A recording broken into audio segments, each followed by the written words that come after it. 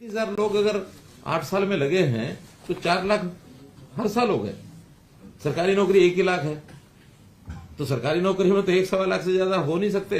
हर साल 20,000, 15,000, 20,000 हर किसी की अपेक्षा ये रहे कि हम सरकारी नौकरी प्राप्त करेंगे, दैट इज नॉट पॉसिबल। इसलिए बेरोजगारी का कोई आलम ऐसा हो कि सारे लोग यहाँ बेरोजगार दिखाने लग गए, तो इसलिए इस विषय को, जहां तक सरकारी नौकरियों का विषय है, जिसे हमने कॉमन पात्रता परीक्षा, कॉमन एलिजिबिलिटी टेस्ट, इसका प्रावधान किया था, वो ग्रुप सी का एग्जाम हो चुका है। उसका रिजल्ट आज कल में ही आने वाला है। रिजल्ट में कंपनी ने जो हमें मैसेज हमने पूछा है कि भी कब आप घोषित करेंगे, तो उन्होंने कहा कि हमारा रिजल्ट जो परीक्षा का होता है वो तो तैयार है। अब उसमें कुछ आंकड़ा उन्होंने हमारे से मांगा हुआ है कि रिजर्वेशन जिनकी कैटेगरीज की है उनके कौन कौन से रोल नंबर हैं, और उसमें भी कुछ उनका पिछला जो बैकलॉग होता है उसके हिसाब से हमको उसकी थोड़ा निश्चित करना होता है कि भी कौन से वर्ग के ज्यादा जाएंगे, कौन से कम जाएंगे, कौन एक्स सर्विस मैन है तो कौन से होंगे, स्पोर्ट्स पर्सन है तो कौन से होंगे।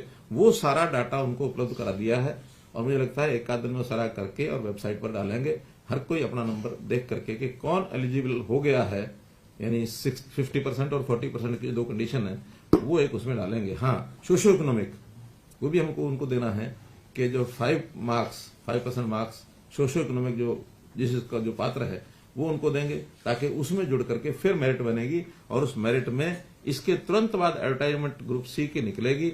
सी की एडवर्टाइजमेंट के लगभग 30,000 तो रिक्वेशन डिपार्टमेंट पास आ गई है, 6,000 पुलिस की है, 36,000, और उस समय तक 1,000-2,000 बढ़ जाएगी। तो इस प्रकार से लगभग 36 और 40 के बीच में ये नौकरियां ग्रुप सी की अगले टीजीटी के अलग है, 7 टीजीटी, हाँ टीजीटी के अलग है, बिल्कुल ठीक है। तो 36-43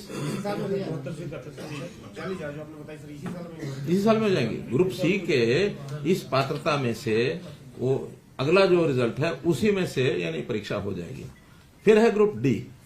ग्रुप डी की भी एडवर्टाइजमेंट कभी भी निकल सकती है, क्योंकि उसमें रिक्वेशन लगभग सबकी जा चुकी है। हम चाहते हैं कि ग्रुप सी की नौकरियां घोषित होने के बाद और ग्रुप डी का सीईटी हो, ताकि ये लोग दोबारा से जो सी में चुने जाएंगे, यानी जिनकी सिलेक्शन हो जाएगी, वो उनमें परीक्षा के लिए न जाए।